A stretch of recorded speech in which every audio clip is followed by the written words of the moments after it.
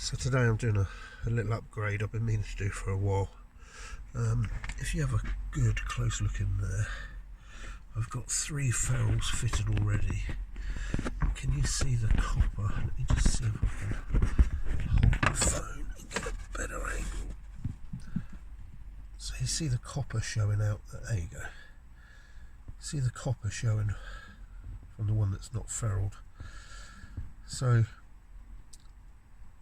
I did a really neat job of those, but in time it looks like the sleeve has just shrunk back with age, and after the problems I had with my MPPT with a heating error on the terminal, which has been cured by using ferrules, I'm of the opinion now that ferrules are definitely the way to go. So what I've done is I've basically put in I don't usually use these breakers, but I'm using this for a convenience for something else.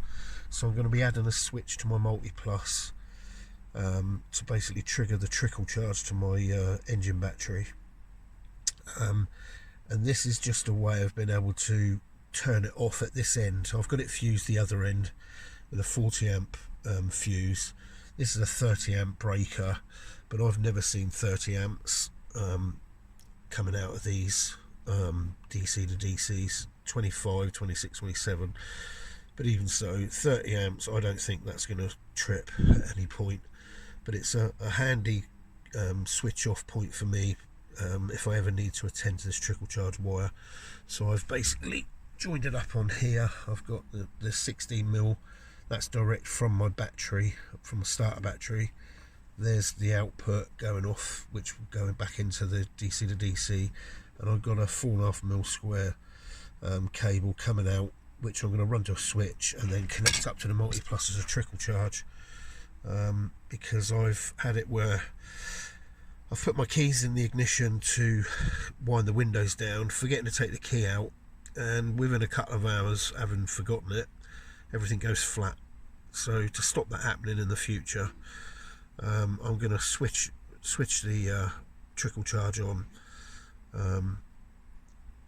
and that should hopefully mean that I get 4 amps charged to the battery while I'm parked up, so it shouldn't happen again.